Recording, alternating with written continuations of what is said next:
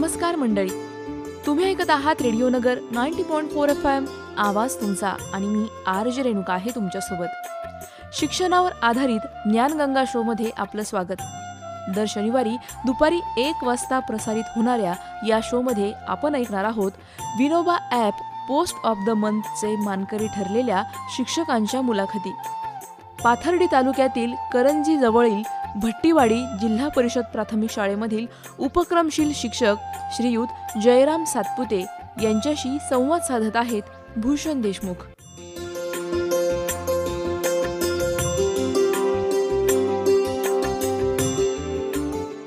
नमस्कार नगरकर, मी आहे भूषण देशमुख आणि तुम्ही ऐकत आहात रेडिओ नगर 90.4 FM. आवाज तुमचा. मंडळी, ज्ञानगंगा या शोमध्ये आज आपले पाहुणे आहेत आपल्या नगर जिल्ह्यातील उपक्रमशील शिक्षक श्रीयुत जयराम सातपुते. सर भिंगारमध्ये राहतात आणि गेली अनेक वर्ष निसर्गप्रेमी म्हणून किंवा कमळाची बाग करणारे एक हौशी पर्यावरणप्रेमी असाही त्यांचा परिचय आपल्या सगळ्यांना आहेच. पण सरांचं शिक्षण क्षेत्रातलं योगदान मोठं आहे आणि विनोबा ॲपच्या माध्यमातून जो सोनेरी शनिवार हा उपक्रम सध्या सुरू आहे त्याचे 2 वेळा मानकरी ते झालेले आहेत आणि आज आपलं मुलाखतीचं प्रयोजन नेमकं तेच आहे. सर, तुमचं स्वागत आहे रेडिओ नगरच्या स्टुडिओमध्ये. तुमचं अभिनंदन. तुम्ही करत असलेल्या सगळ्या या उपक्रमांचं तर स्वागत आहेच, पण सर्वांना ते ठाऊक व्हावेत, त्यातून काहींना प्रेरणा मिळावी आणि शिक्षण क्षेत्रामध्ये खूप चांगले बदल व्हावेत अशी आपली या कार्यक्रमामागची भावना आहे. त्यामुळे आपण सुरुवात करूयात अगदी तुमच्या या सगळ्या छोट्या मोठ्या प्रयोगांपासून. तुम्ही राबवलेले शाळेतले उपक्रम असतील, त्यातून झालेली गुणवत्ता वाढ असेल, मुलांच्या जगण्यामध्ये झालेला फरक असेल. विशेषतः ग्रामीण भागामध्ये आपण म्हणतो की या मुलांना फारशा भौतिक सुविधा मिळत नाहीत किंवा पाहिजे तसं मार्गदर्शन त्यांना शहरातल्या मुलांच्या तुलनेमध्ये थोडंसं कमी मिळतं. आपण सुरुवात करूया सर तुमच्या अगदी सुरुवातीच्या काळापासून. तुम्ही शिक्षक म्हणून सुरुवात कधी केली? डिसेंबर 2005 मध्ये माझ्या शैक्षणिक प्रवासाला सुरुवात झाली. तर पाथर्डी तालुक्यामध्येच पिंपळगाव टप्पा म्हणून एक गाव आहे, नगर आणि बीडच्या बाउंड्रीवरती. तर तिथली एक पिंपळगाव टप्पा म्हणून शाळा आहे, डोंगराच्या कुशीत बसलेली खूप निसर्गरम्य ठिकाणी अशी ती शाळा आहे. तर त्या ठिकाणी माझी सेवेला सुरुवात झाली. आणि तेव्हा त्या शाळेचं रूप काय होतं? म्हणजे तुम्ही गेलात तेव्हा किती मुलं होते? आणि सुरुवातीच्या काळात जेव्हा आपण नवे असतो तेव्हा हे सगळं समजून घेण्यात काही दिवस जातात. हो, बरोबर. तेव्हाचे काय अनुभव आहेत तुमचे? खरं तर माझ्यासाठी ही जी शाळा आहे ती ग्रामीण भागातली ती खूपच म्हणजे वेगळी होती. शहरामध्ये पूर्णपणे शिकलेला आणि राहिलेला मी, आणि नंतर एकदम ग्रामीण भागामध्ये मला सेवा करण्याची संधी मिळाली. तर दोन्ही मधल्या ज्या जीवनशैलीमध्ये ते प्रचंड प्रमाणामध्ये तफावत होती. आणि मग तिथल्या त्या मुलांना मिळणाऱ्या सुविधा आहेत त्या खूप अल्प प्रमाणामध्ये असतात. मग त्या शैक्षणिक असो, भौतिक असो किंवा सगळ्याच क्षेत्रातल्या असो. मुख्यतः तिथले जे पालक वर्ग असायचा तो ऊसतोडणी कामगारांची मुलं ती असायची. वर्षातले 6 महिने जे आहेत ते ऊसतोडणीसाठी निघून जायचे. मग त्यांच्यासाठी सेपरेट वसतिगृह आम्हाला सुरू करावं लागायचं. 2 खोल्याचं वसतिगृह असायचं, तिथं आई वडिलांना सोडून ते राहायचे. मग त्यांच्यासाठी जेवणाची वगैरे राहण्याची सोय, म्हणजे खूपच हालाकीच्या परिस्थितीमध्ये ते मुलं शिकत असायची. आणि हे सगळं पाहून मला खूप त्यांच्याबद्दल कुतूहल आणि त्यांच्याबद्दल सतत काहीतरी वेगळं करावं असं सतत स्फूर्ती असायची. आणि शहरामधून मी जेव्हा त्यांच्यापर्यंत येतोय तेव्हा शहरामध्ये आणि ग्रामीण भागामध्ये दुवा साधण्याचं खूप मोठं माझ्यावरती जबाबदारी येऊन पडली होती. मग मी होईल तेवढ्या जास्तीत जास्त गोष्टी ज्या आहेत ज्या शहरामध्ये उपलब्ध होतात त्या माझ्या सोबत तिथपर्यंत घेऊन जायचो आणि मुलांना वेगवेगळे उपक्रम मी त्यावेळेसपासूनच राबवायचो. म्हणजे मला असं वाटतंय की पहिल्याच वर्षी मी एक गणिताचं जादुई पुस्तक त्या मुलांसाठी एक खेळाच्या माध्यमातून तयार केलं होतं. आणि स्वतः शिक्षण मंत्री माननीय वसंत पुरकेजी जे होते तर त्यांनी ते पुस्तक त्यांना खूप आवडलं. विज्ञान प्रदर्शनामध्ये राज्यस्तरावरती ते फर्स्ट आलं. काय होतं या पुस्तकामध्ये? तर त्याच्यामध्ये सगळे गणितीय खेळ होते. एक पुस्तक रूपामध्ये मोठ्या फाईलच्या आकाराचं ते पुस्तक तयार केलं होतं. आणि 1ली ते 7वी पर्यंत त्यामध्ये वेगवेगळ्या प्रकारचे खेळ मी त्याच्यामध्ये ऍड केले होते. अगदी फोल्डिंग स्वरूपामध्ये एक एक पान उलगडत गेलं की त्यातून एक मोठा खेळ बाहेर पडायचा आणि मुलं अगदी ते रंगून जायची. खेळता खेळता मुलांमध्ये ते गणितीय क्रिया कळतपणे त्यांच्यामध्ये रुजवण्याचं ते काम करायचं. आणि तेच पुरके सरांना सुद्धा खूप आवडलं. राज्यस्तरीय विज्ञान प्रदर्शनामधून त्यांनी खास दखल घेतली माझ्या पुस्तकाची अरे वा. आणि SCRT मध्ये ते खास प्रकाशनासाठी पाठवलं होतं. हम्म. तर त्यांनी जेव्हा ती दखल घेतली तेव्हा त्यानंतर मग खरं माझ्या कार्यावरती सगळ्यांचं लक्ष जे आहे ते वेधलं गेलं आणि नंतर मला खूप साऱ्या संधी या शिक्षण क्षेत्रामध्ये मिळाल्या वेगवेगळ्या करण्याच्या. ग्रामीण भागामध्ये एक तर सुविधांचा प्रश्न असतो, वीज नसते, हो रस्ते नसतात, शाळा बरीच लांब असते काही वेळा वाड्या वस्त्यांपासून, हो किंवा पालक गरीब असतात किंवा पालकांचं शिक्षण झालेलं नसतं, त्यामुळे शिक्षणाचं महत्त्व कदाचित त्यांना पाहिजे तसं समजायला हवं ते हो कदाचित काहींच्या बाबतीत तो एक प्रश्न असतो. हो आणि ऊसतोडणी कामगारांचं तर वडील आई वडील कुठेतरी साखर कारखान्यावर राज्यात कुठेही किंवा राज्याच्या बाहेर पण जातात, हो आणि मग मुलांना ठेवायचं कुठे, हो विशेषतः मुलींचा प्रश्न की मुलं तर ठीक आहे तुमच्या वसतिगृहात, पण मुलींचा सुरक्षेचा प्रश्न असेल, त्यांच्याकडे लक्ष देण्याचा प्रश्न असेल, हम्म. तर यासाठी प्रत्येक वेळी शासनाची मदत मिळतेच असं नाही हम्म. किंवा सरकारी योजना असेलच असं नाही. हम्म. अशा वेळी तुम्ही काय करता? लोकांची मदत, ग्रामस्थांची मदत किंवा शिक्षक स्वतःहून काही इनिशिएटिव्ह घेताना असं काही घडतं? अगोदर तसं मुलांची संख्या जेव्हा जास्त असते त्यावेळेला सेतुशाळा हा उपक्रम खास शासनाकडून सुरू करण्याबाबतचे निर्देश आहेत. बरं. म्हणजे त्यांच्यासाठी खास वसतिगृह आपल्याला शाळेमार्फत चालवता येतं. मग त्यांची राहण्याची सोय किंवा जेवण खाण्याची सोय आपण त्या ठिकाणी करू शकतो. बरं. पण ते सगळं हळूहळू कॉम्प्लिकेटेड होत गेलं, त्याच्यामुळे पटसंख्या पण तेवढी नसते आणि आता बऱ्याचशा विद्यार्थ्यांचे जे आजी आजोबा असतात ते कमीत कमी त्या ठिकाणी असतातच आणि त्यामुळं मग मुलांची पटसंख्या जर तेवढ्या प्रमाणात झाली तर सेतुशाळा सुरू करता येते. मग 3-4 गावांमध्ये मिळून सुद्धा सेतुशाळा केली जाते. मग ज्या ठिकाणी ऊसतोड कामगारांच्या जे काही भाग आहेत तर त्या ठिकाणी काही गावं मिळून सेतुशाळा सुरू करू शकतात आणि मुलांची सोय त्या ठिकाणीच करून मग त्यांना शिक्षणाचा प्रवाहामध्ये टिकून ठेवण्याचं काम सुद्धा करता येतं. आता मी ज्या शाळेमध्ये आहे त्यानंतर मी तिसगाव या शाळेमध्ये सेवेला आलो. पाथर्डी तालुक्यातलं पाथर्डी तिसगाव. तालुक्यातलं. हेही खरं म्हणजे इतिहास प्रसिद्ध गाव आहे, हो, इतिहासमध्ये खूप छान वेशींसाठी त्याला- म्हणून प्रसिद्ध असलेलं एक हो. गाव आहे. हो. इथे तुम्ही कधीपासून रुजू झालात? साधारण माझी पिंपळगाव टप्पा या ठिकाणी 6-7 वर्ष सेवा झाली आणि नंतर 2012 साली मी या ठिकाणी आलो, तिसगाव या ठिकाणी आलो. हो, आणि तिसगाव बरंचसं शहरासारखं गाव आहे आणि मग पुन्हा एकदा पिंपळगाव टप्पा आणि तिसगाव याच्यामध्ये बराचसा तफावत होती. मग परत एकदा त्या ठिकाणच्या ॲक्टिव्हिटीज ज्या आहेत, शैक्षणिक अनुभव जे आहेत त्याच्यामध्ये बदल करण्याची वेळ निर्माण झाली आणि त्याप्रमाणे आम्ही त्या ठिकाणी सुद्धा बदल करत गेलो. कुठले तुम्हाला बदल करावे लागले, म्हणजे प्रामुख्याने कुठे कुठे तुम्हाला विशेष लक्ष द्यावं लागलं? हा, आता जसा पिंपळगाव टप्पा या ठिकाणी माझा प्रारंभ झाला, तिथले मुलं पूर्णपणे इंग्रजीशी अनभिज्ञ होते, कारण तिथले पालक जे होते ते पूर्णपणे मागासलेले किंवा ऊसतोड कामगारांची मुलं ज्यांच्या कानावरती कधी इंग्रजीचे शब्द वगैरे अजिबातच पडत नव्हते. मग त्यांना थोडं थोडं इंग्रजीचा परिचय करून देणं वेगवेगळ्या कृतीयुक्त गीतांमधून किंवा कृतीयुक्त नाट्यकरणांमधून, तर असे उपक्रम राबवून मग त्या मुलांना इंग्रजी कसं जास्तीत जास्त बोलता येईल असं त्या ठिकाणी करत गेलो. पण ज्या वेळेला मी तिसगावला आलो तर तिथल्या मुलांना अगोदरच बऱ्यापैकी इंग्रजीचं ज्ञान होतं. आजूबाजूच्या परिसरामध्ये इंग्लिश मिडियमच्या शाळा पण होत्या आणि त्यांच्याशी महत्त्वाची स्पर्धा करण्याचं काम आम्हाला करायचं होतं. बरेचसे मुलं स्थलांतरित व्हायचे त्या शाळेमधून दुसऱ्या शाळेमध्ये आणि नंतर मग आम्ही आमचे पण उपक्रम त्यांच्यापेक्षाही सरस कसे होतील आणि मुलं जास्तीत जास्त इंग्रजीशी कशी मैत्री करतील, कारण तिथल्या पालकांचा फोकस जो असायचा तो मुलांच्या इंग्रजीवर असायचा. इंग्रजी मुलांना आलं म्हणजे मुलं खूप छान शिकली असं त्यांचं एक मत होतं आणि मग त्यांना त्या दर्जाचं शिक्षण देणं त्या ठिकाणी गरजेचं होतं. तर मग तशा पद्धतीचे उपक्रम आम्ही मुलांना, जसं संवादीकरण, नाट्यकरण, वेगवेगळ्या अभिनयांमधून, नंतर त्या ठिकाणी गॅदरिंग सुरू केले, त्याच्यामधून सुद्धा इंग्रजी मुलांचं वक्तृत्व असे काही उपक्रम राबवले गेले आणि तिथली संख्या सुद्धा पटसंख्या ही खूप झपाट्याने वाढत गेली. इंग्रजीचा न्यूनगंड असतो किंवा भीती असते, काहीतरी एक असतं, आणि मग आपण शिकतो इंग्रजी, पण व्यवहारामध्ये तो सराव व्हायला पाहिजे किंवा प्रॅक्टिसने आपण मग जास्त अधिक चांगलं बोलू शकतो. हे नुसतं शाळेतलं इंग्रजी शिकवणं हे काही पुरेसं होत नाही, कारण घरी कोणी इंग्लिश बोलणारं नसतं, मित्रांमध्ये नसतं. अशा वेळी आपण काय काय करायला पाहिजे किंवा तुम्ही काय काय प्रयोग केले? मुलांना आपण इंग्रजीच्या बाबतीमध्ये झालं तर जेवढं आपण मुलांना कृतीयुक्त, हावभावयुक्त त्यांचं आपण जेवढं करून घेतो तर तेवढं ते मुलांना इझी वाटायला लागतं.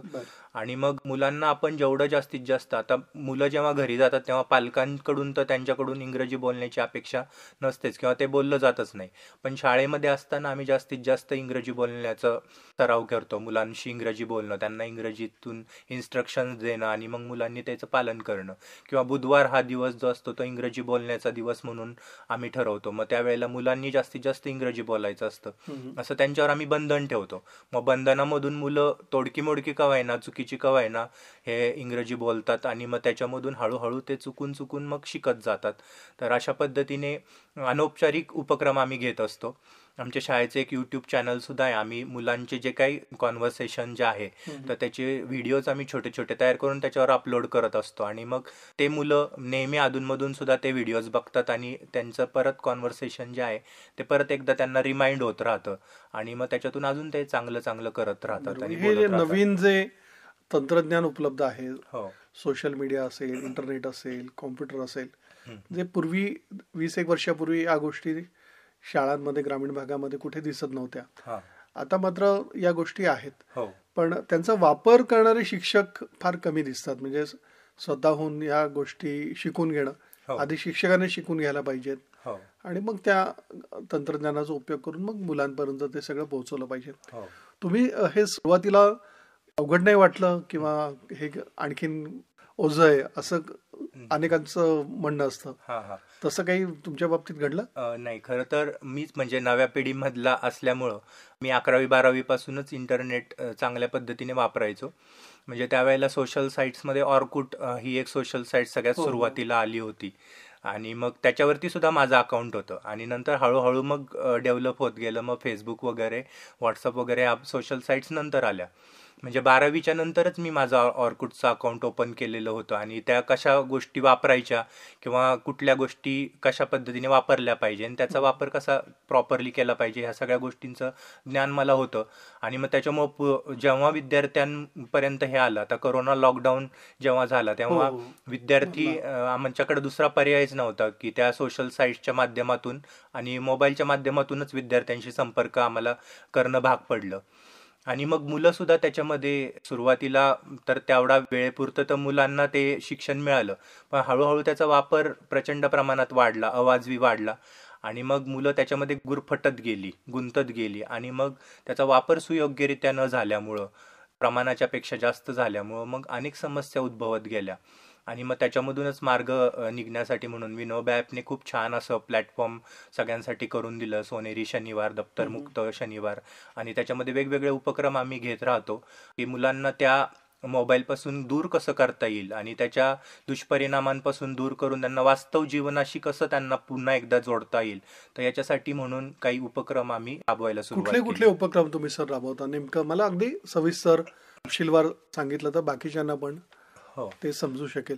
हो, आता मोबाईलमध्ये सर्वप्रथम विद्यार्थी गुंतत का चाललेले आहेत, तर या समस्येच्या मुळाशी जर आपण गेलं तर मग हे उपक्रम आपल्याला कसे राबवायचेत तर त्याच्यावरती आपल्याला चांगल्या पद्धतीने काम करता येऊ शकेल.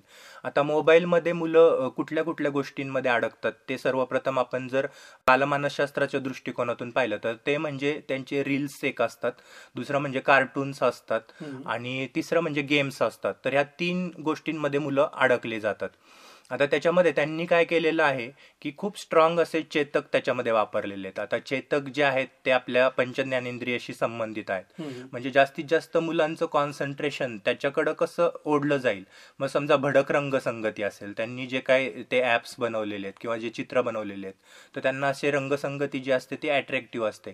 त्यांच्या मुवमेंट ज्या दिलेल्या आहेत, समजा कार्टून वापरले तर त्या मुवमेंट ज्या आहेत त्या अट्रॅक्टिव्ह आहेत. नंतर मुलांना पदोपदी प्रलोभनं दाखवलेली आहेत.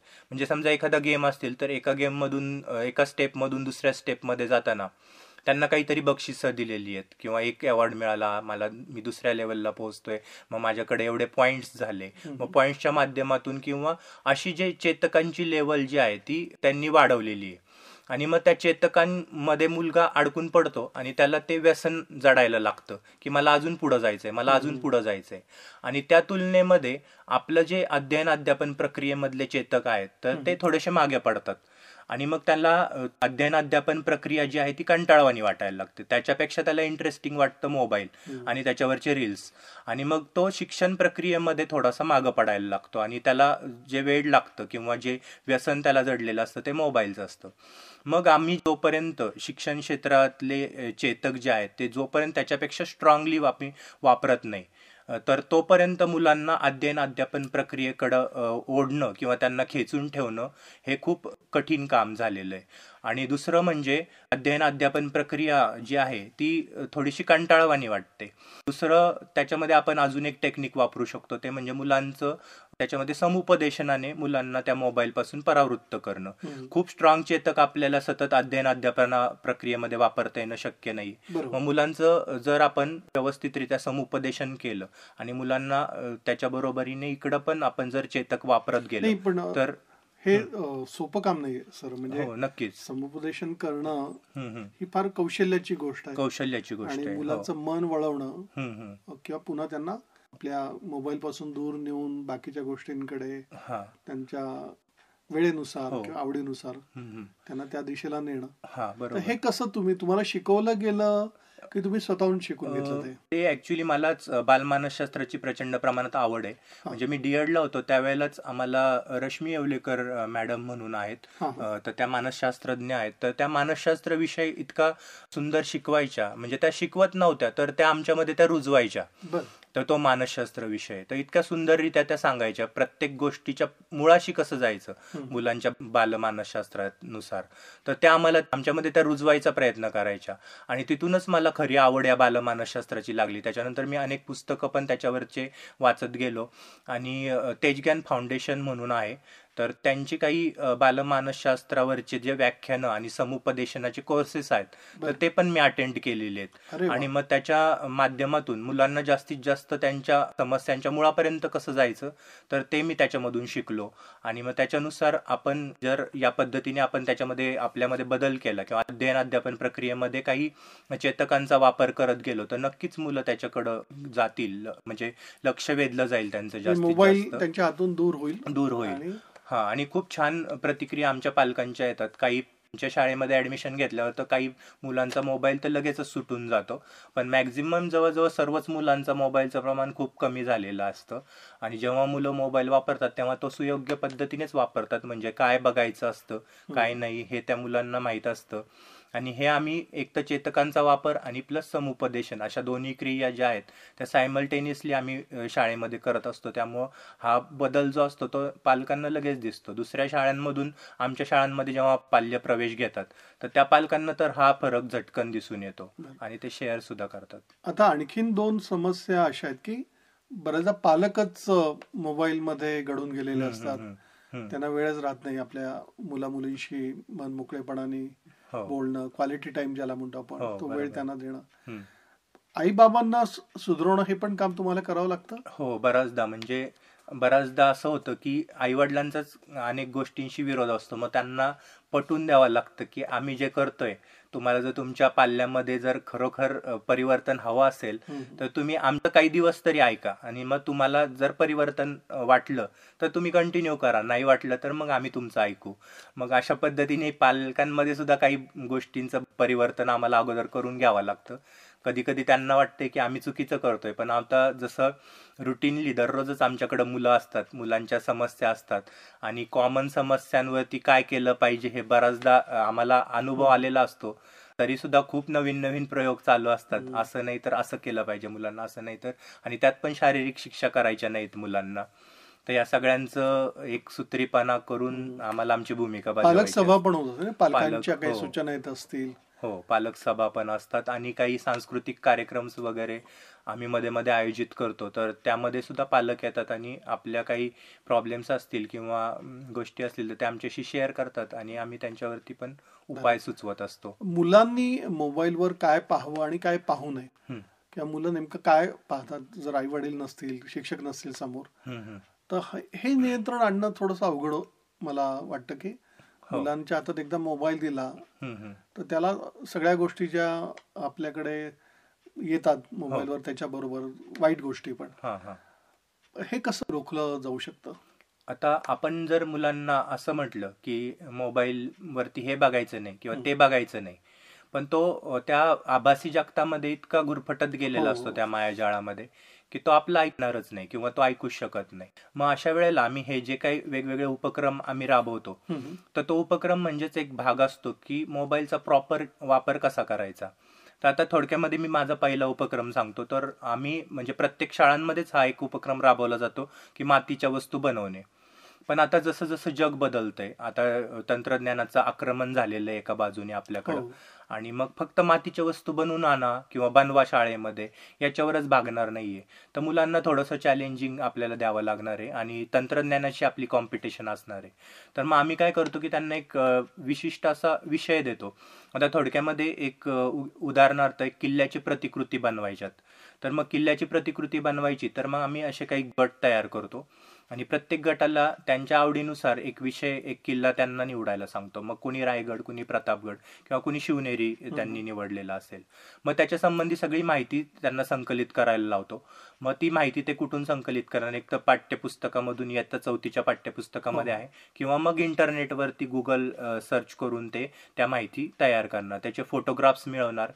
मग फोटोवरून आणि मिळालेल्या माहितीवरून ते कच्चं साहित्य काय काय लागतं याची यादी बनवणार आणि मग त्याच्यामधून कुणी कुणी काय काय करायचंय याचा ते आराखडा करणार आणि नंतर मग ते त्यांचं काम सुरू करणार. आणि मग त्यांचे जे व्हिडिओज आहेत पूर्णाकृती किल्ल्याचे तयार झालेले किंवा त्यांचे जे फोटोग्राफ्स आहेत, मग ते आम्ही आमच्या शाळेच्या ग्रुपवरती शेअर करतो किंवा त्याचं एक वर्षातून एक एक्झिबिशन आम्ही भरून मग त्यावेळेला सगळे पालक आणि ग्रामस्थ सुद्धा त्या ठिकाणी भेटी देतात.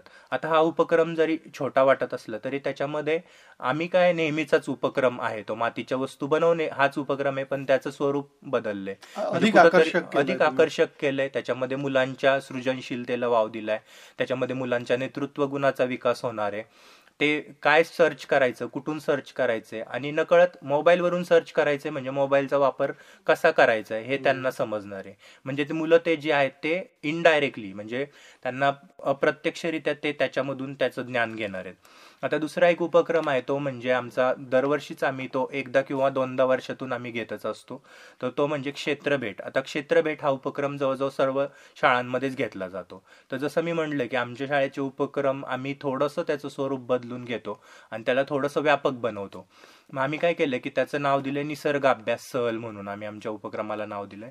मग त्याच्यामध्ये आम्ही दरवर्षी जी सहल आयोजित करतो ती एका विशिष्ट विषयावरती आयोजित करतो. समजा पक्षी हा विषय घेतला तर मग पक्ष्यांच्या संबंधी आम्ही अगोदरचे 1-2 दिवस पक्ष्यांच्या छायाचित्रांचं प्रदर्शन भरवलं जातं. त्याच्यामध्ये पाणथळातले पक्षी किंवा शेतजमिनीवर आढळणारे पक्षी असे सगळे वर्गीकृत करून मुलांना ओळख करून दिली जाते. मग दुसऱ्या दिवशी आमच्या शाळेच्या जवळच एक तलाव आहे आणि खूप निसर्ग समृद्ध असा तलाव आहे. त्या ठिकाणी दरवर्षी शेकडोंच्या संख्येने विदेशातले पक्षी सुद्धा येतात आणि मग मुलांना त्या ठिकाणी आम्ही दुर्बीण आणि वेगवेगळ्या गोष्टींचा प्रत्यक्ष ज्या स्टँडर्ड आहेत त्या नगरवरून मी आणतो त्या दिवसापुरत्या. आणि याबरोबरच सगळ्यात महत्वाचं आकर्षण विद्यार्थ्यांना असतं ते म्हणजे मार्गदर्शक. तर असा एखादा तज्ज्ञ मार्गदर्शक सुद्धा आम्ही दिवसभर मुलांसोबत त्या ठिकाणी बोलवला जातो आणि ते त्या मुलांशी संवाद साधतात. आतापर्यंत कुणाकुणाला तुम्ही बोलवलं मार्गदर्शक म्हणून? आतापर्यंत संजय दळवी सर जे आहेत तर त्यांना पण बोलवलं. फोटोग्राफर आहेत मोठे, छायाचित्र पण आहे, त्यांचा निसर्गावर सुद्धा अभ्यास आहे. त्याच्यानंतर छानराज शेत्रे म्हणून एक सेंद्रिय शेती करणारे आहेत तर त्यांना सुद्धा बोलवलेलं आहे. नंतर अमित गायकवाड म्हणून आहेत तर त्यांचा वनस्पती या विषयावरती खूप चांगला अभ्यास आहे आणि ते वनस्पतीची ओळख करून देण्यासाठी म्हणून बोलवलेले आहेत. त्याच्यानंतर प्रतिम ढगे जे आहेत राहुरीचे आहेत तर त्यांचा कीटकांवरती खूप चांगला अभ्यास आहे, तर कीटकांचं मार्गदर्शन करण्यासाठी म्हणून आम्ही त्यांना बोलवलेलं आहे. तर असे खूप वेगवेगळ्या क्षेत्रामधले लोक आम्ही बोलवतो आणि मग विद्यार्थ्यांना एक ते आकर्षण असतं की नवीन कोणीतरी आपल्यासाठी खास आलंय, नगरून आलंय आणि आपल्याला ते मार्गदर्शन करतंय. कारण मुलं वर्षभर आमच्या सोबत तर असतातच, पण मग त्यांना वेगळे चेतक द्यायचेत आणि ॲज कम्पेअर टू मोबाईल आम्हाला द्यायचे. मग त्यांच्यासाठी तो एक चेतक असतो की बाहेरून कुणीतरी आलंय आणि तो त्यांच्या शैलीमध्ये मुलांना काहीतरी समजून सांगतोय. तर मुलं खूपच लक्षपूर्वक त्यांचं ऐकतात, ग्रहण करतात. घरी गेल्या पालकांना सुद्धा ते खूप छान पद्धतीने सांगतात. आणि मग मुलांनी समजा वनस्पती विषय असेल तर मग मुलांना आम्ही सांगतो की प्रत्येक वनस्पतींचं आयडेंटिफिकेशन कसं करायचं, मग गुगल लेन्सचा वापर कसा करायचा. तर मग गुगल लेन्सवर त्याचा फोटो कसा अपलोड करायचा आणि त्याचं नाव कसं शोधायचं आपण, तर ह्या सगळ्या गोष्टी आम्ही त्या सहलीमधून मुलांना देण्याचा प्रयत्न अरे करतो. वा, म्हणजे फारच परत एकदा आपण मोबाईलचा प्रॉपर वापर कसा करायचा हे त्याच्यामधून आपण मुलांना शिकवतो. म्हणजे हे ज्या गोष्टी आहेत त्या अनौपचारिक मुलांना शिकवल्या जातात. मोबाईलचा संपर्क आपण मुलांशी तोडू शकत नाही, कारण मोबाईल हे इतकं सुंदर माध्यम आहे, त्याचा वापर जर योग्य केला तर तो एक सागर आहे ज्ञानाचा, आणि त्याच्यापासून जर मुलांना आपण आत्ताच जर तोडलं तर भविष्यामध्ये खूप ते मागं पडण्याची पण शक्यता आहे. तर मोबाईलशी पण त्यांना जोडून ठेवायचं आणि त्याचा प्रॉपर वापर करून आपल्याला त्यांना पुढे न्यायचंय. आता अनेक शाळांमध्ये सर मोठे टीव्ही किंवा इंटरॅक्टिव्ह सेट बोर्ड्स असतात, स्मार्ट टीव्ही असतो, म्हणजे सुविधा आता उपलब्ध आहे. हो. पण अनेक शाळांमध्ये त्याचा वापर होताना दिसत नाही बऱ्याचदा, हा. की कधीतरी वर्षातनं 2-4 वेळा वापरला आम्ही, बाकी कुणी वापरत नाही, असं मला अनेकदा दिसून आलं. हो. यांचा वापर वाढेल किंवा उत्तम डॉक्युमेंटरीज आहेत इंटरनेटवरती किंवा ज्या टीव्हीवरती, ज्या हिस्ट्री सारखं चॅनल असेल, नॅशनल जिओग्राफिक असेल, तर खूप उत्तम ज्ञान ज्यातून मिळू शकेल अशा फिल्म्स असतात. असं तुम्ही काही नियमितपणे शाळेमध्ये मुलांना दाखवता? हो, आमच्याकडं इंटरॅक्टिव्ह बोर्ड नाही, पण एक छोटंसं LCD स्क्रीन आहे. बरं. तर त्याच्यावरती आम्ही मोबाईलवरती ब्लूटूथ कनेक्ट करून आम्ही महत्त्वाच्या गोष्टी आम्ही दाखवत असतो. आता शिवजयंती झाली तर त्यानिमित्ताने मुलांनी शिवाजींच्या जीवनावरती पूर्ण चित्रपट आम्ही जस्ट आत्ताच त्याच्यावरती दाखवला होता. बरं. तर असं काही ऑकेजनली काही असेल आणि ते त्यावेळेला मुलांना जर आपण दाखवलं तर ते खूप प्रभावी ठरतं आणि मुलं त्याच्यानी अजून त्यांना वातावरण पण घरी गेलं की पुन्हा तेच वातावरण असतं. त्याच्यामुळे प्रॉपर पद्धतीने त्यांना ते ज्ञान मिळत असतं. तर अशा पद्धतीने मग हे उपक्रम राबवले जातात. सर, या सगळ्या मोबाईलच्या किंवा इंटरनेटच्या युगामध्ये खेळाकडे, मैदानाकडे थोडंसं दुर्लक्ष होत चाललंय. हा. स्वाभाविक आहे, आता जमिनी कमी झाल्या, शाळांना अनेकदा ग्राउंडच नसतं, हो, बरोबर. खेळाची साधनं पण कमी असतात किंवा क्रीडेसाठीचा जो तासिका असते, वेळ दिलेला असतो, तोही आता अनेकदा दुसऱ्याच विषयांसाठी वापरला जातो. तुम्ही सध्या ज्या शाळेमध्ये आहात तिथे खेळांसाठी किती तुम्ही महत्व देता? मुलांसाठी काय काय उपक्रम तुम्ही क्रीडाविषयक राबवता? हा. आता मी सध्या ज्या शाळेमध्ये आहे ती म्हणजे माझी जिल्हा परिषद प्राथमिक शाळा भट्टीवाडी. तिसगाववरून माझी बदली झाली भट्टेवाडीला, म्हणजे ती प्रशासकीय बदली होती. आणि त्या शाळेतून मला म्हणजे इच्छा नसताना त्या ठिकाणी यावं लागलं प्रशासकीय बदली असल्यामुळं. आणि ती खूपच जवळ, अजूनच मी जवळ आलो. त्याचं कारण हे होतं की त्या शाळेची पटसंख्या खूप कमी झाली होती, बंद पडण्याच्या मार्गावर होती, म्हणून तिला कोणीही त्या शाळेला निवडलेलं नव्हतं. आणि माझी सिनियरिटी कमी असल्यामुळे मला खूप दूरवर जावं लागलं असतं, म्हणून मी ती शाळा भरली आणि ती शाळा मला मिळाली.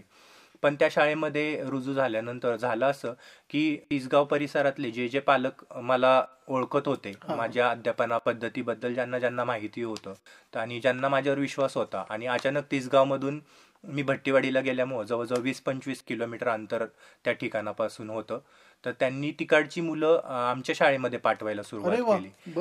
आणि स्कूल बस त्यांनी त्यांच्या खर्चाने लावली. ते म्हणले आम्हाला फक्त तिसगावमध्ये जे शिक्षण जसं तुम्ही देत होते तसंच आम्हाला त्या ठिकाणी पाहिजे. तर आम्ही स्वखर्चाने स्कूल बस लावायला तयार आहेत. मग जवळजवळ 20-25 मुलं त्या ठिकाणाहून दररोज स्कूल बसने यायला लागली भट्टेवाडी. आणि मग आमच्या जो 3-4 पट होता तो लगेचच 25च्या पुढे गेला, जवळजवळ 30 पर्यंत सरकला, आणि ती शाळा परत एकदा नावरूपाला यायला लागली. मग सगळ्या जणांचा परत एकदा कॉन्सन्ट्रेट झालं की या 25 किलोमीटर पासून म्हणजे शिरापूर, निवडुंगे, तिसगाव परिसरातली मुलं ही सगळी भट्टेवाडीमध्ये शिक्षणाला येतात.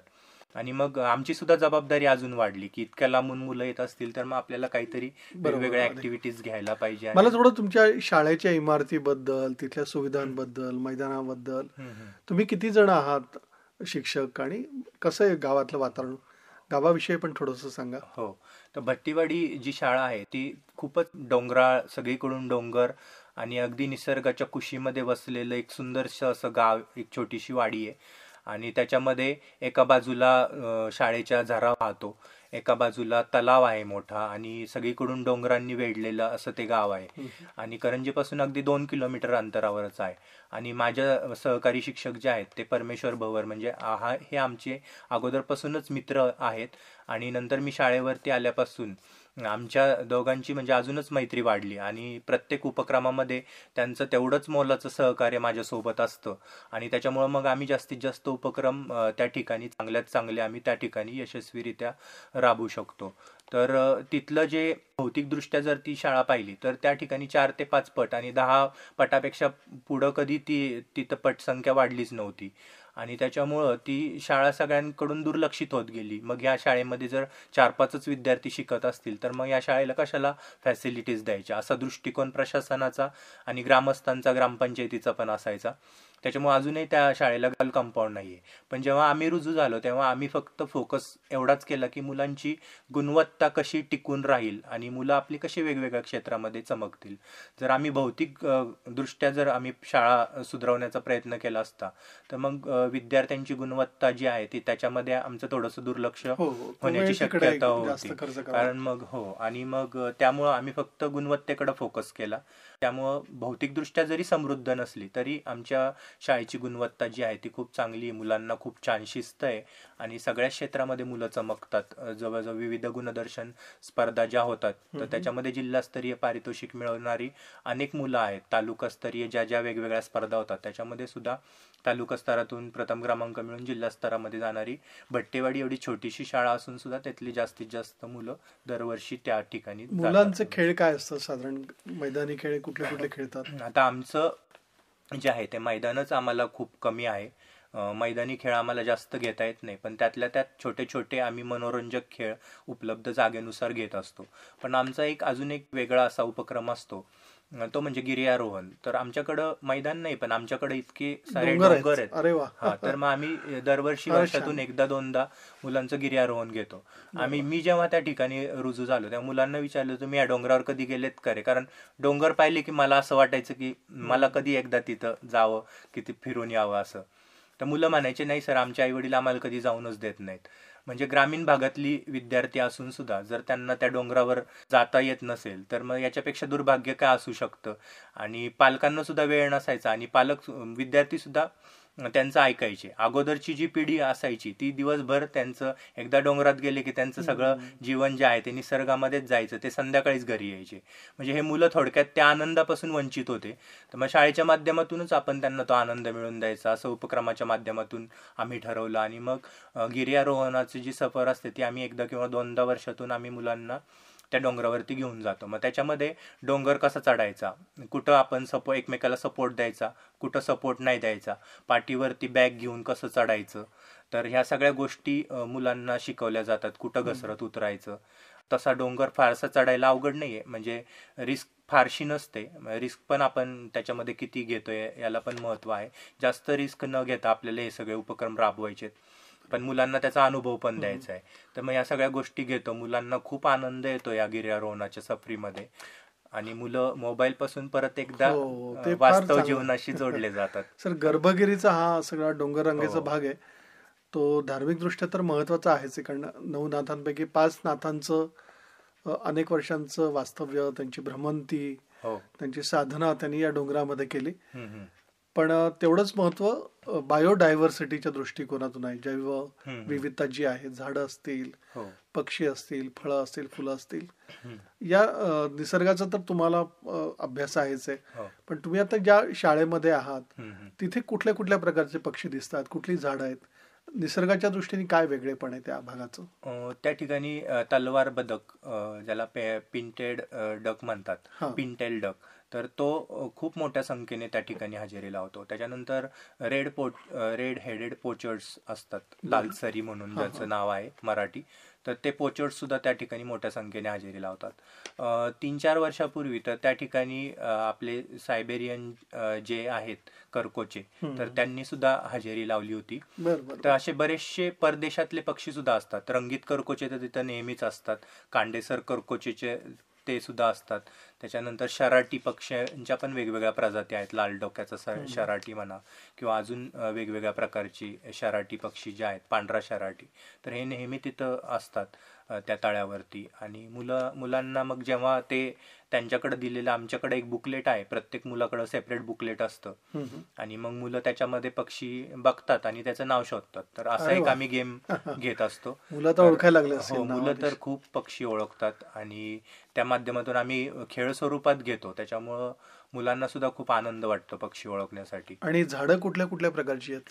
झाडं सुद्धा त्या ठिकाणी बऱ्याचशा प्रकारचे आहेत. औषधी वनस्पती सुद्धा बऱ्याचशा प्रमाणामध्ये त्या ठिकाणी आहेत. डोंगरामध्ये जसं जसं जाऊ आपण तसं मोठ्या प्रमाणात त्या ठिकाणी जैवविविधता दिसते. सर, या सगळ्या तुमच्या म्हणजे चाकोरी बाहेरच्या उपक्रमामध्ये पालकांचा सहभाग किती प्रमाणात मिळतो, किंवा पालकांचं आर्थिक मदतीचं प्रमाण असेल, किंवा स्वतः प्रत्यक्ष येऊन काही मदत करणं असेल, किंवा फर्निचरच्या बाबतीत असेल, सहकार्य मिळतं?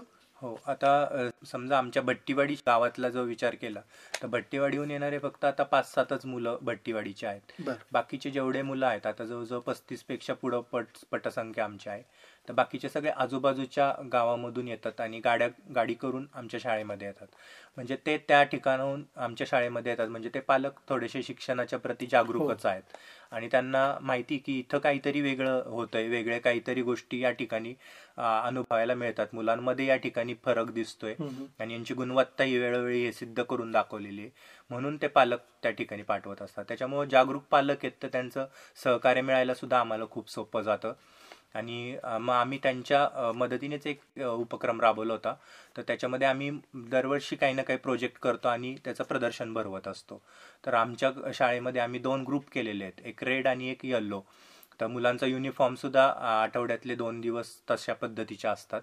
आणि म्हणजे आम्हाला मग आमचे जे काही वेगवेगळ्या ऍक्टिव्हिटीज ज्या आहेत त्या रेड आणि येल्लो मुलं त्या कलरमध्ये असले की आम्हाला ते घ्यायला सोपं जातं. 2 टीम ऑलरेडी तयार असतात, प्रत्येक वेळेला विभाजन करायची गरज पडत नाही, वेळ वाचतो आणि आमच्या ऍक्टिव्हिटीज ज्या आहेत त्या झटपट घेता येतात. तर आम्ही तो प्रकल्प जो घेतला होता तो म्हणजे ग्रामीण जीवनशैली आणि शहरी जीवनशैली. नुकतंच आता त्याचं एक खूप छान प्रदर्शन आम्ही भरवलं होतं.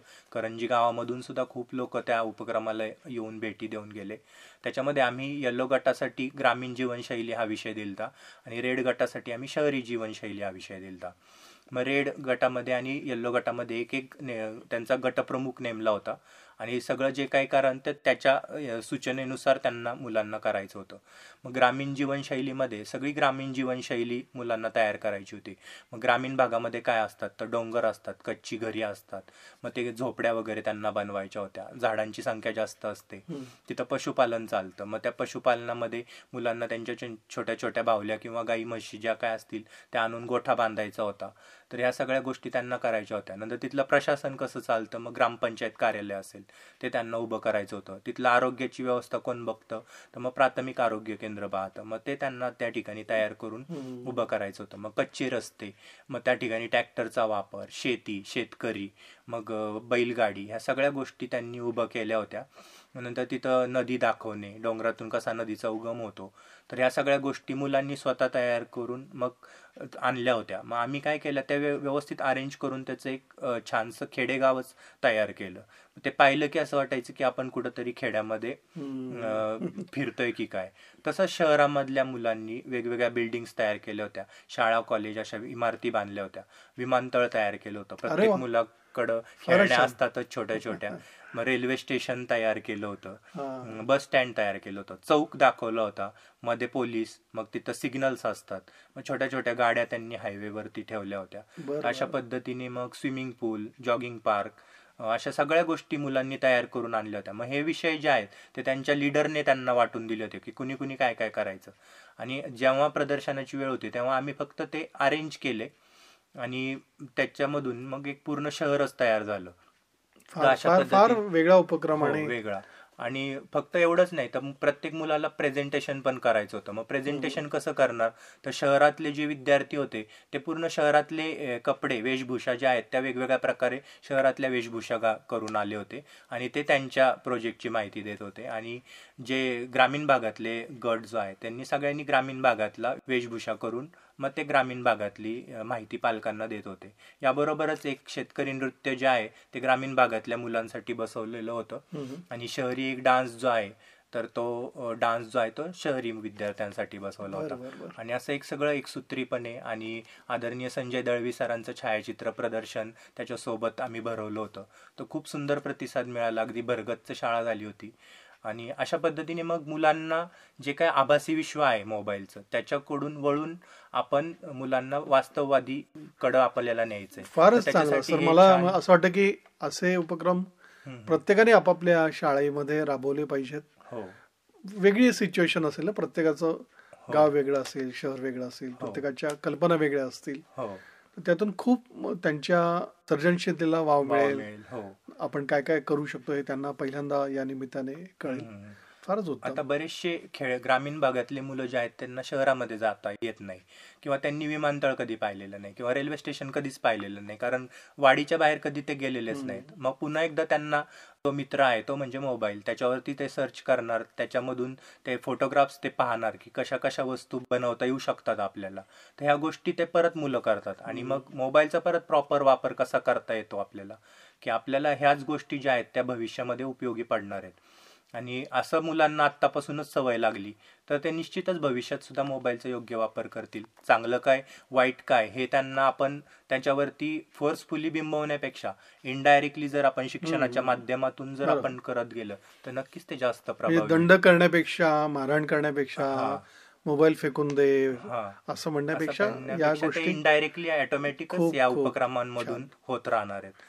आणि खूप छान फरक पडतो. पालकांच्या प्रतिक्रिया हेच आमचं सर्टिफिकेट असतं, त्याच्यासाठी दुसरं काय करायचं. सर, ग्रामीण भागामध्ये प्रयोगशील शिक्षक तर तुमच्यासारखे आहेतच, पण मुलांमध्ये मुलींचं जे प्रमाण आहे ते तेवढं वाढताना दिसतंय. मुली पण या सगळ्या उपक्रमामध्ये तेवढ्याच उत्साहाने सहभागी होतात. हो, आता आमच्या शाळेमध्ये तर मुलींचं प्रमाण जास्त आहे आणि मुली सुद्धा खूप ऍक्टिव्ह. साधारण किती मुलं आणि किती मुली आहेत? साधारण 12 मुलं आहेत आणि जवळजवळ 19 पेक्षा जास्त मुली आहेत. हो, म्हणजे मुलींचं प्रमाण आता वाढताना दिसतंय. हो, आणि मुली सुद्धा सगळ्याच उपक्रमांमध्ये खूप ऍक्टिव्ह असतात. मुलांच्या तुलनेमध्ये मुली सुद्धा असतात अग्रेसर. निश्चितच त्यांचं गळतीचं प्रमाण आता पूर्वी इतकं राहिलं. म्हणजे तुम्ही 2005 मध्ये सुरुवात केली तेव्हा अनुपस्थिती किंवा मुलं शाळेतून काढून घेण्याचं किंवा लवकर लग्न लावणं खूप प्रकार ग्रामीण भागामध्ये, शहरी भागामध्ये दिसतात. तर मध्येच मुलींचं शिक्षण बऱ्याचदा खंडित होतं. हो, असे काही प्रकार आता सध्याच्या शाळेवर तर तसं प्रमाण नाहीये, पण पूर्वीची जी टप्पा पिंपळगावची शाळा होती म्हणजे 2005 ते 10 यामध्ये आम्हाला ते जाणवलं प्रकर्षाने. पण आता सध्या मला नाही वाटत, आता पालकांमध्ये जागृती पण झाली आणि कायदे पण तसे कठोर होत चाललेले आहेत. तर ते खूप एक सकारात्मक बाजू आहे आपली शिक्षणाच्या बाबतीमध्ये. तर ते प्रमाण निश्चितच आता कमी होत चाललंय. आणि पालक सुद्धा असं आता आम्हाला वाटत नाही की मुलीसाठी पालक कमी करतात आहे किंवा मुलीसाठी खर्च कमी करतात किंवा मुलीचे लाड पुरवत नाही शिक्षणाच्या बाबतीमध्ये, असं होत नाही. भेदभाव आता भेदभाव खूप कमी झालेला आहे. पालकांमध्ये खूप सकारात्मकता वाढलेली आहे. सर, तुम्ही तर अनेक उपक्रम राबवतात ज्यामुळे मुलांचं मानसिक आणि शारीरिक आरोग्य, शारीरिक आरोग्य हा देखील महत्वाचा भाग आहे. कारण त्यांना व्यवस्थित आहार मिळाला पाहिजे, घरी पण आई वडिलांनी लक्ष दिलं पाहिजे, औषधं असतील, आजारपणात वेळीच लक्ष देणं असेल. काय अनुभव आहे? मुलं आणि पालक आरोग्याच्या बाबतीत आहेत तेवढे समाधानी? हो, आहेत. आणि याच्यासाठी शाळेमधून सुद्धा आम्ही काही हातभार पण लावत असतो. आता जसं तुम्ही आहाराच्या बाबतीमध्ये म्हटलं तर अजून एक उपक्रम तुम्हाला सांगावासा वाटतो. मंगळवार जो असतो तो आमच्या करंजीचा आठवडे बाजार असतो. मग बुधवार आम्ही काय केलेलं आहे की ग्रीन डे म्हणून आम्ही डिक्लेअर केलेला आहे. Green day. हा, तर त्या ग्रीन डेच्या दिवशी प्रत्येक मुलांनी हिरवी पालेभाजी आणायची असं डब्यामध्ये. आणि आम्ही ती चेक पण करतो, कारण काय होतं की बऱ्याच पालकांच्या अशा तक्रारी असायची की मुलं हिरव्या पालेभाज्याच खात नाहीत किंवा. आणि मग तो जो उपक्रम सुरू केला त्याच्यानंतर प्रत्येकाला कंपल्सरी शाळेमध्ये सांगितली ना, मग मला द्यायचीच आणि ती मग संपवायची. आम्ही थोडंसं अगोदर कठोर होऊन मुलांना ते संपवायला लावायचं. हळूहळू मुलांनाच आवडत गेले. आता मुलांचे डबे ऑटोमॅटिक संपतात. त्या निमित्ताने मुलांचा पालेभाज्यांचा परिचय सुद्धा होतो. आज मी ही भाजी आणली, आज तू ती आणली. एकमेकांच्या पालेभाज्या ओळखतात आणि त्याच्यामुळे जागृतीसुद्धा होते.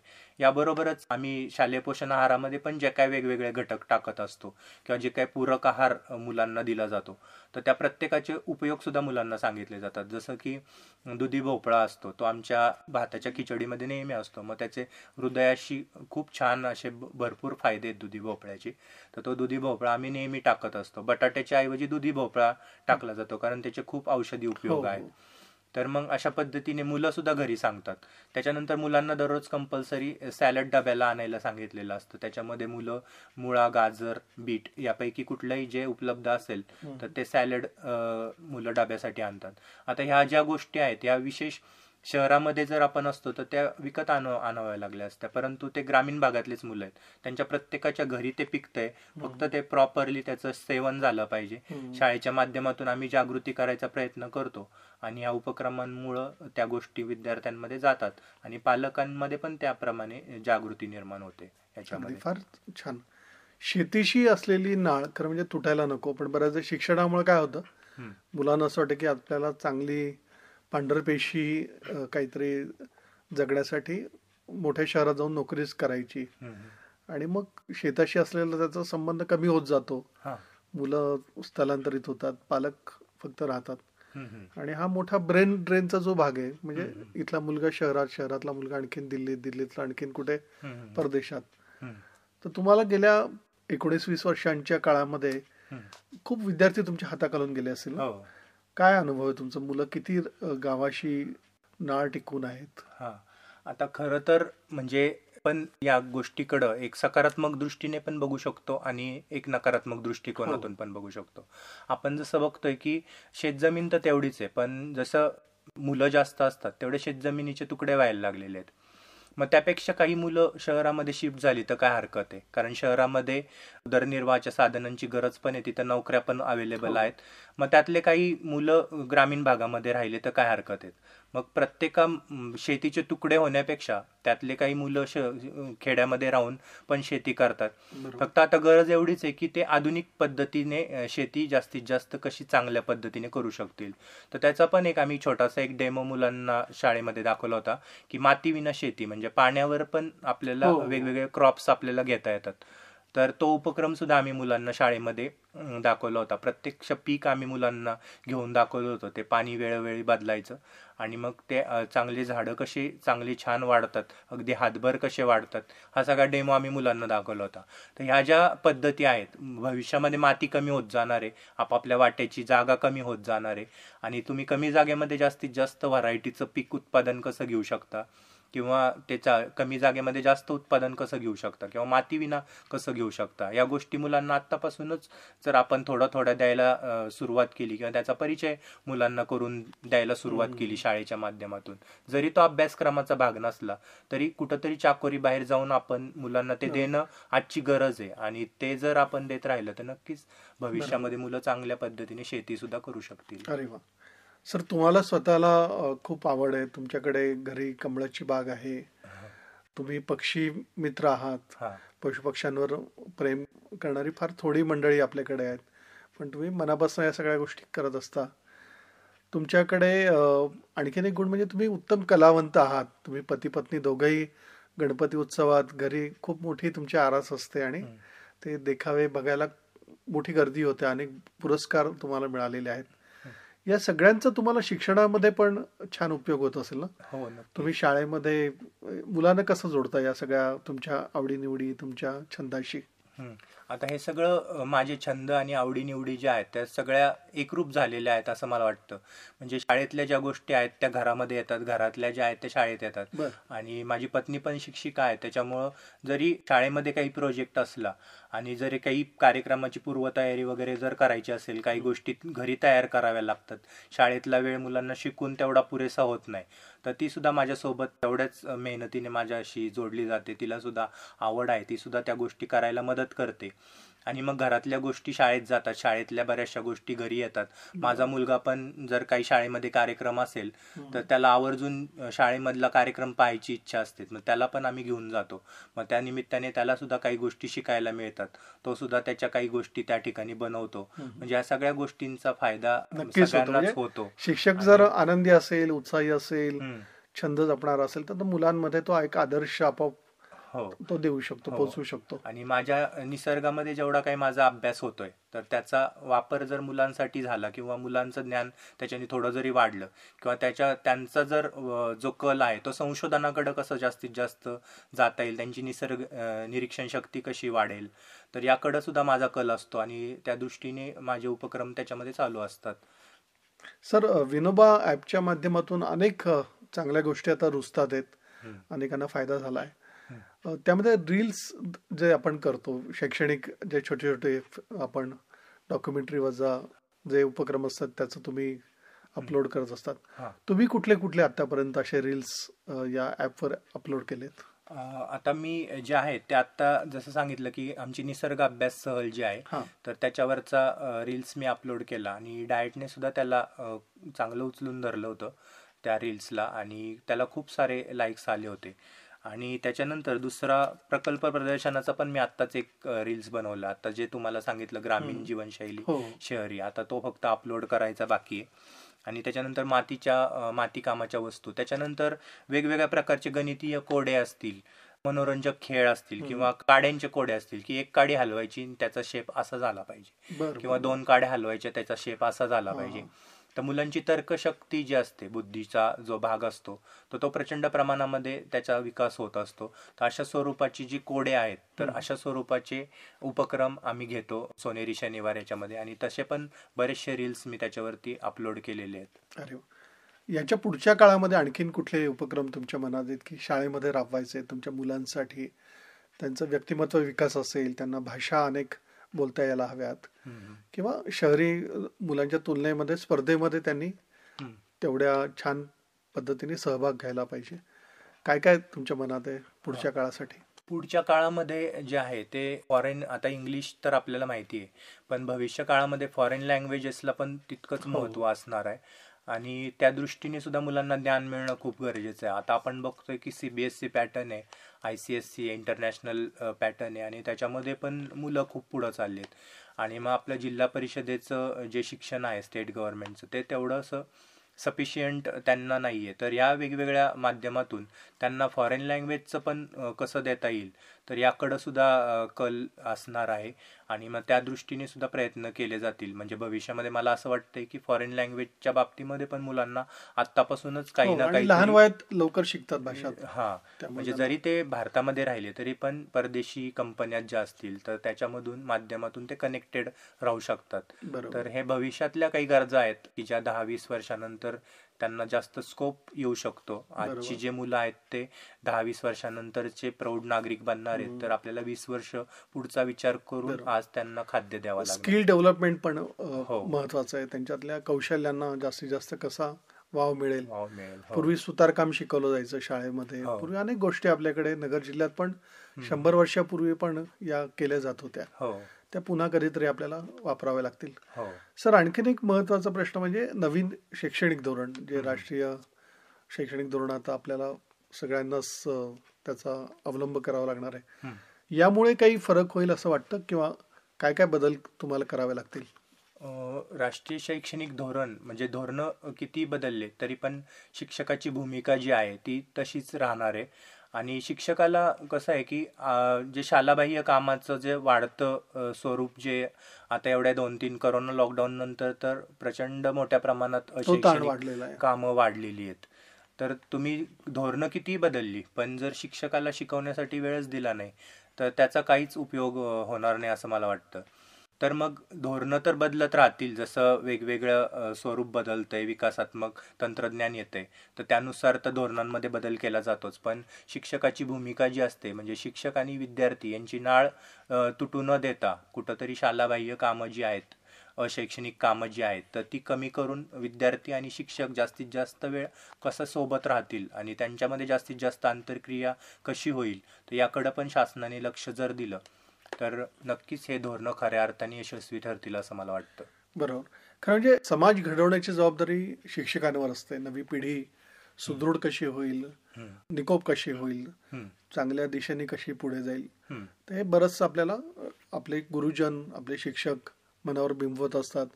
आणि मोठं झालं लक्षात येतं, कारण हे आपण तर शाळेतच शिकलो होतो. हे आपल्याला शाळेमध्ये असतानाच कोणीतरी सांगितलेलं होतं. मला वाटतं चांगला शिक्षक हा अशा पद्धतीने देशाला घडवत असतो, समाजाला घडवत असतो. आणि मला आनंद की सातपुते सर, तुम्ही अशा शिक्षकांमध्ये आहात की जी खऱ्या अर्थाने तळमळीने नवी पिढी घडवण्यामध्ये गुंतलेली आहे. तुम्ही आज आलात आणि रेडिओ नगरशी खूप छान या सगळ्या मनमोकळ्या गप्पा आपल्या झाल्या आणि आपल्या सगळ्या श्रोत्यांना त्यातून खूप काही घेण्यासारखं मिळेल. तुम्ही काय सांगाल आजच्या विद्यार्थ्यांना आणि शिक्षकांना, एक शेवटचा तुमचा संदेश? शिक्षकांना आणि विद्यार्थ्यांना मी असं सांगेल की प्रत्येक शिक्षक हा आपल्या पद्धतीने तळमळीने शिकवतच असतो. परंतु जसं जग बदलतंय आणि आपल्या जिल्हा परिषद शाळांची स्पर्धा जी आहे ती शहरी शाळा किंवा इंग्लिश मिडियमच्या शाळा यांच्याशी आहे, तर मग त्यांच्या तुलनेमध्ये आपण आपले जे नेहमीची जे उपक्रम आहेत किंवा थोडासा चाकोरी बाहेर जाऊन जास्तीत जास्त पद्धतीने देण्याचा आपल्याला प्रयत्न करावा लागेल. त्यानंतर विद्यार्थ्यांना या मोबाईलच्या आभासी जगतामधून त्यांना वास्तववादी जगतामध्ये आपल्याला आणायचंय आणि मग त्याच्यासाठी अशा पद्धतीचे जे प्रॅक्टिकली कुठल्या कुठल्या उपक्रम आपल्याला राबवता येतील का, की जेणेकरून विद्यार्थ्यांना प्रत्येक गोष्टीचं ज्ञान आपण फक्त वर्गामध्ये 4 भिंतीच्या आतही देऊ शकतो आणि 4 भिंतीच्या बाहेर नेऊनही देऊ शकतो. तर जास्तीत जास्त प्रॅक्टिकली ज्ञान विद्यार्थ्यांना कसं देता येईल याकडं आपला फोकस जर असेल तर नक्कीच ते शिक्षक जे असतील ते विद्यार्थीप्रिय आपोआपच बनत राहतात आणि जास्त काळ लक्षात राहतात. आणि विद्यार्थ्यांना सुद्धा ते जे काही पाठ्य घटक आहेत ते फक्त विद्यार्थी परीक्षेपुरतच लक्षात नाही ठेवत, तर ते जीवन जगण्यासाठी म्हणून ते त्यांच्यामध्ये आत्मसात करत असतात. आणि अशा पद्धतीने जर आपण केलं तर नक्कीच भविष्यातले नागरिक जे आहेत ते सुदृढ निकोप असे निर्माण होतील असं मला वाटतं. सतपुते सर, खूप धन्यवाद. तुम्ही आलात आणि या ज्ञानगंगाच्या मालिकेमध्ये सहभागी झालात, त्याबद्दल तुमचे पुन्हा एकदा मनापासून आभार.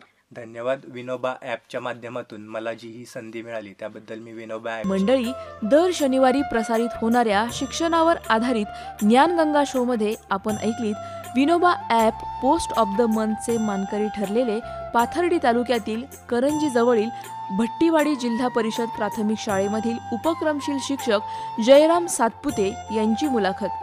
त्यांच्याशी संवाद साधला भूषण देशमुख यांनी.